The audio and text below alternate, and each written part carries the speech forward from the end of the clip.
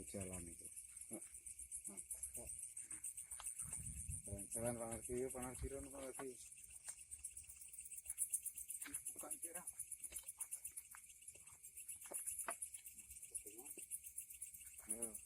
Assalamualaikum warahmatullahi wabarakatuh. Jumpa lagi bersama Kiai Sunarti.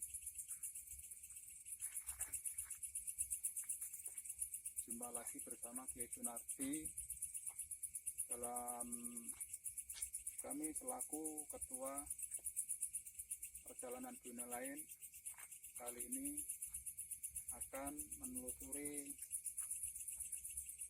jalan-jalan di Desa Jatipurwo. Dengan jangan lupa di subscribe, di like, di share, tombol lonceng yang berlogo Dunia Perjalanan Dunia Lain. Dengan channel Kiai Sunarti Padepokan Majlis Zikir Purwojati 2, yaitu Gus Rokim selaku pimpinan Majlis Zikir Nur Alif. Gus Subut jalan-jalan. Kali ini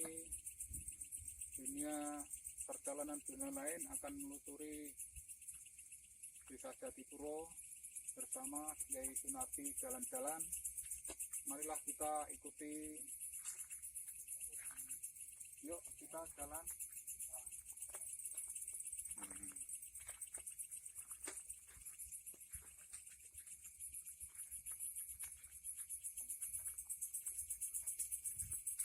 Kita menelusuri di areal sawah di bawah.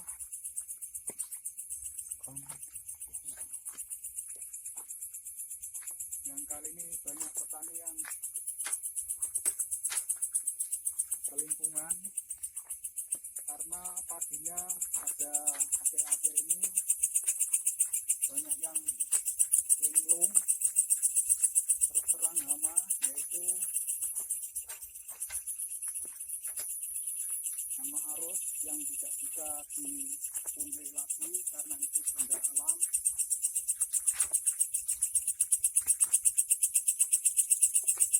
Sekarang banyak petani-petani yang rugi besar karena antara sewa tanah dengan hasilnya tidak seimbang, disertai dengan pupuk yang sangat mahal. Bahkan mencari pupuk sendiri sulit sekali, harus pakai kartu tani.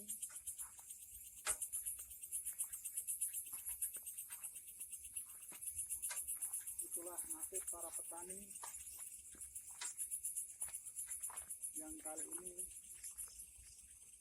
banyak yang rugi karena dalam satu iring itu bisa laku cuma 1 juta atau 1.500.000. Yang baik itu paling-paling hanya 3 juta. Padahal sewa tanah sendiri satu iring minimal 2,5 juta, ditambah plus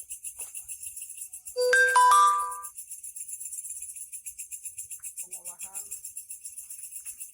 sampai tandur sekitar 1.200.000, ditambah lagi yaitu untuk operasional dari tandur sampai padi mengerik, padi menguning, itu biayanya sekitar 700-an lebih. Kalau dikalkulasi dari 2,5 ditambah 1.200 ditambah 700 itu sudah berapa juta itu?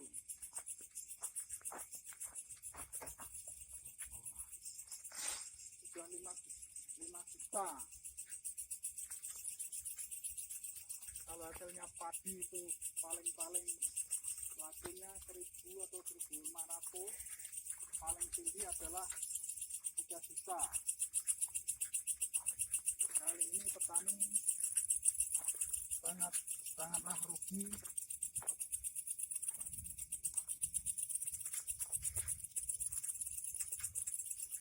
Marilah kita telusuri jalan-jalan di sepanjang tanggul yang ada di Desa Jatipurwo yang bertepatan di pinggir Kali Kuto.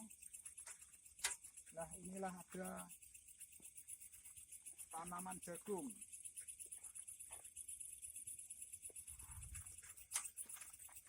Tanaman jagung, ada lagi tanaman cabai.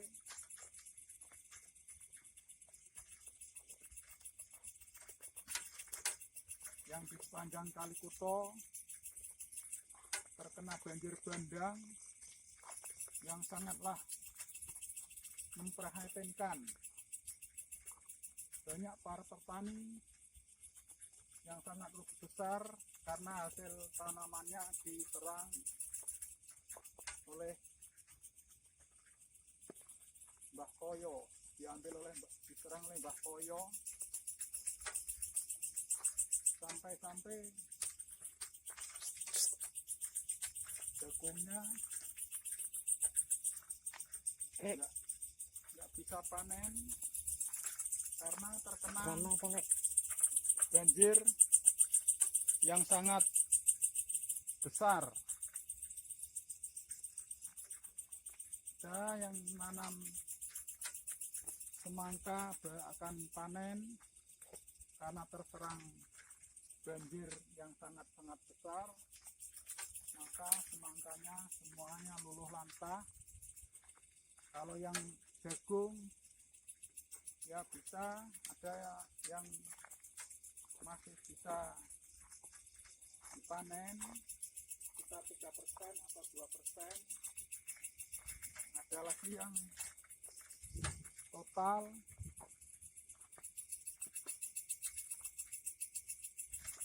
di daerah sana, veteran sebelah Lotong Mati itu banyak yang menanam cabai, terkena banjir. Akhirnya petani Lombok sangatlah rugi besar karena dimakan mundur terang oleh air yang sangat besar.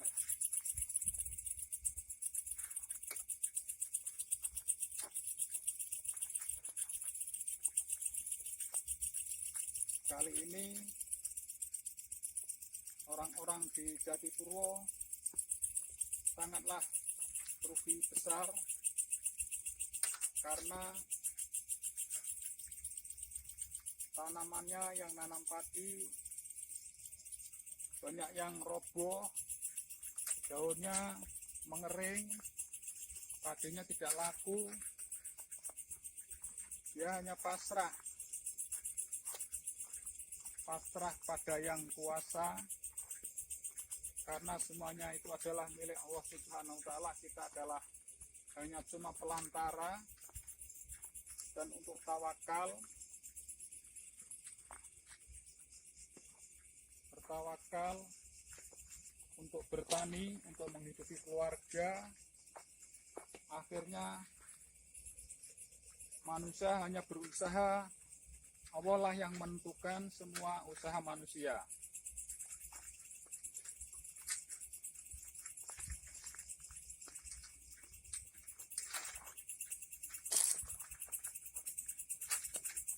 Kita hanya pasrah diri, dan kali ini banyak petani yang akan gulung tikar karena hasilnya padi sangatlah memprihatinkan. dan harapannya adalah untuk menanam semangka. Ya, semangka itu adalah sebagai penolong. Kalau berhasil, kalau nggak berhasil ya itulah takdir yang maha kuasa, nggak bisa dipungkiri lagi. Itulah nasib para petani, bukan di desa Jatipuro saja, tapi di daerah Mundu juga banyak petani yang kelimpungan. Di daerah Gringsing, daerah Lotomati, daerah Kebun Dalem, daerah Peniten, banyak padi yang mengering karena diserang oleh angin. Karena itu adalah hari bulan Januari dan Februari yang sangat banyak hujan. Akhirnya para petani sangatlah sedih. Akhirnya dia cuma pasrah dan nanti dia akan beralih lagi, yaitu akan menanam semangka. Kira-kira menanam semangka yaitu pada bulan 4, kira-kira 2 bulan atau 2 bulan lebih. Untuk itulah para petani sekarang banyak yang kelimpungan karena padi-padinya daunnya mengering, padinya tidak laku. Banyak petani yang diambil sendiri, dibawa ke rumah karena penebasnya tidak ada yang mau. Itulah nasib para petani pada bulan Februari atau bulan Maret. Oleh karena itu, kita hanyalah bertawakal, pasrah diri pada Allah. Semoga kita diberi kesabaran, karena semuanya itu milik Allah, kita kembalikan pada Allah.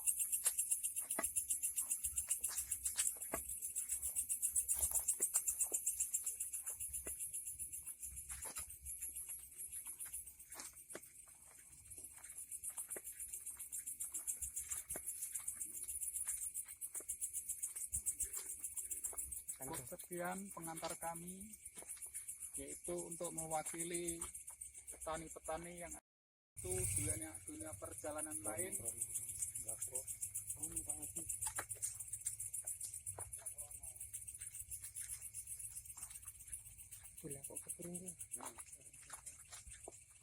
Akan menelusuri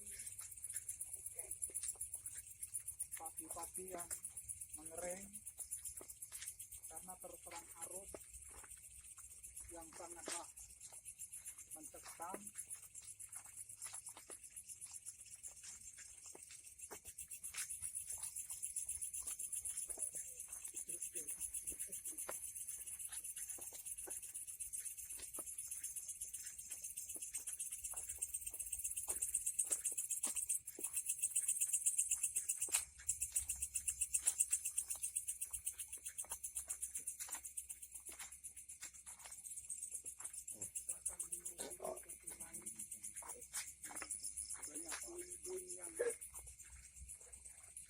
Berantakan.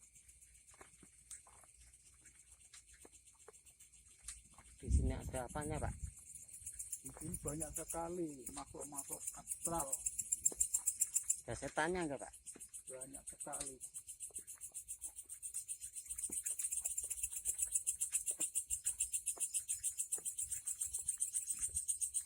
Inilah puing-puing yang tertinggal pada masa Kalikuto banjirlah yang sangat memprihatinkan.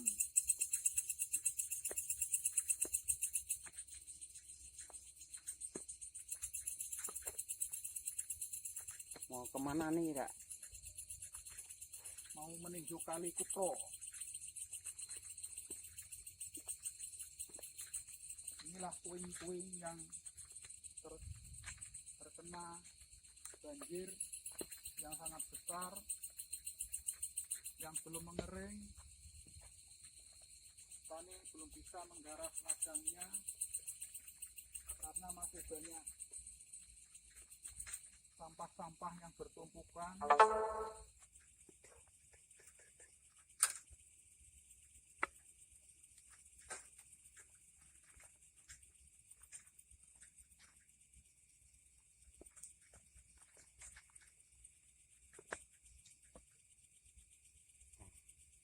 Setannya apa di sini, Pak?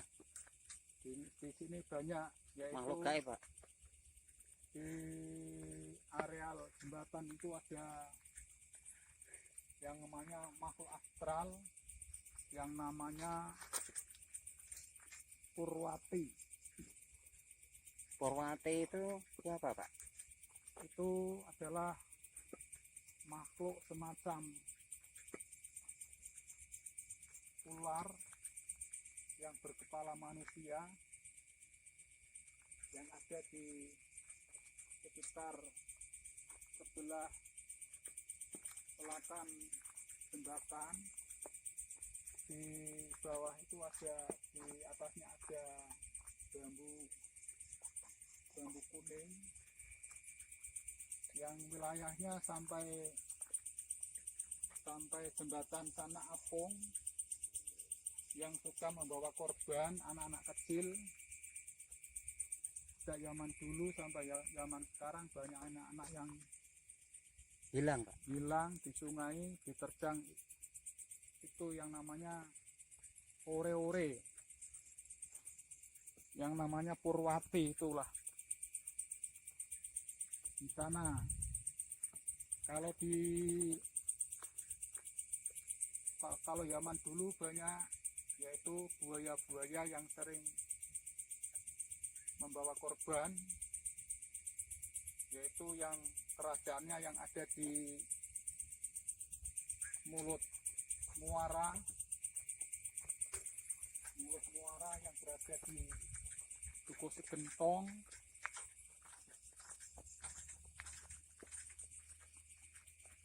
Dari Dukuh Segentong muara sana ada kerajaan siluman buaya putih yang ada di sana, yang wilayahnya dari sepanjang Kali Kutro sampai di pemakaman Mbah Demang Sulang yang ada di Mentosari. Itu banyak ada semacam siluman buaya, yaitu di desa Salaan. Makan orang enggak itu buayanya, Pak? Ya biasanya yang makan orang karena itu siluman. Yaitu kemarin ada anak kecil atau anak yang umur berapa itu hilang di Kali Kutro. Kalau saya dengar tuh ada 2. Yang anehnya itu dia menghilang di Kali Kutro, ditemukan di lautan pesisir Demak. Itulah keajaiban yang Maha Kuasa, karena mereka mempunyai apa itu namanya alam sendiri. Kita nggak tahu arahnya kemana, karena alamnya dia tidak sama dengan alamnya manusia. Kalau dipikir akal nggak masuk akal. Masa hilangnya di desa, di Dukuh Sambungsar, di Dukuh Salaan, ditemukan di perairan laut Demak. Dulu pada zaman dulu ada cerita orang akan membangun rumah, nah itu kayunya itu dilarung di dalam sungai, kayunya hilang. Ternyata diselidiki kayu itu bertemu di perairan Demak.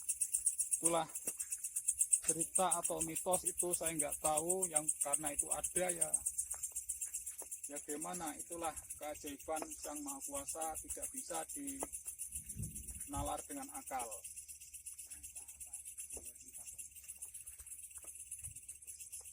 Cukup sekian dari kami selaku tim perjalanan Dulain. Jangan lupa di subscribe, di like, di share dengan tombol lonceng yang berlogo Dunia Perjalanan Lain. Jangan lupa di subscribe, di share, di like dengan logo Perjalanan Dunia Lain.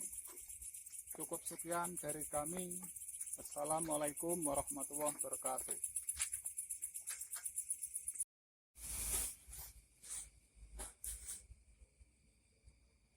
Kok wis ngerekam lek? Apa? Wis ngerekam. Wis ngerekam ki. Wis mulai.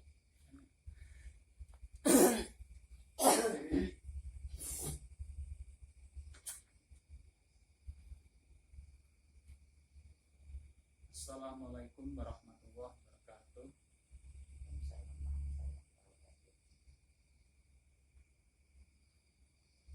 Saya Kiai Sunardi berada di makam Mbah Abdurrahman II yang berada di Desa Kutosari, Kecamatan Gringsing, Kabupaten Batang. Bersama kami Kiai Sunardi jalan-jalan. Jangan lupa di subscribe, di like, di share, dan komen tombol lonceng yang berlogo Perjalanan Dunia Lain.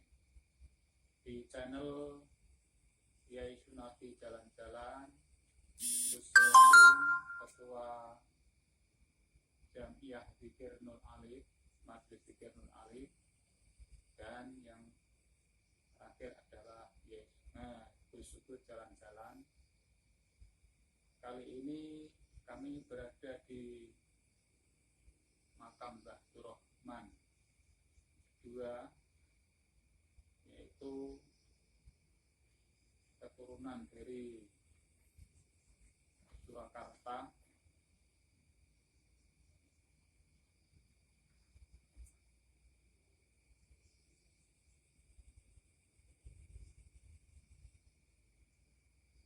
Keturunan dari Surakarta, yaitu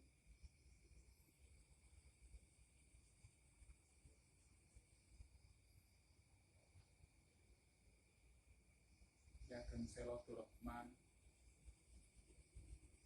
Terus yang kedua Ki Ageng Petak II, Raden Djoko Dahar. Nomor 4. Asyhadu an la ilaha illallah wa asyhadu anna Muhammadar Rasulullah.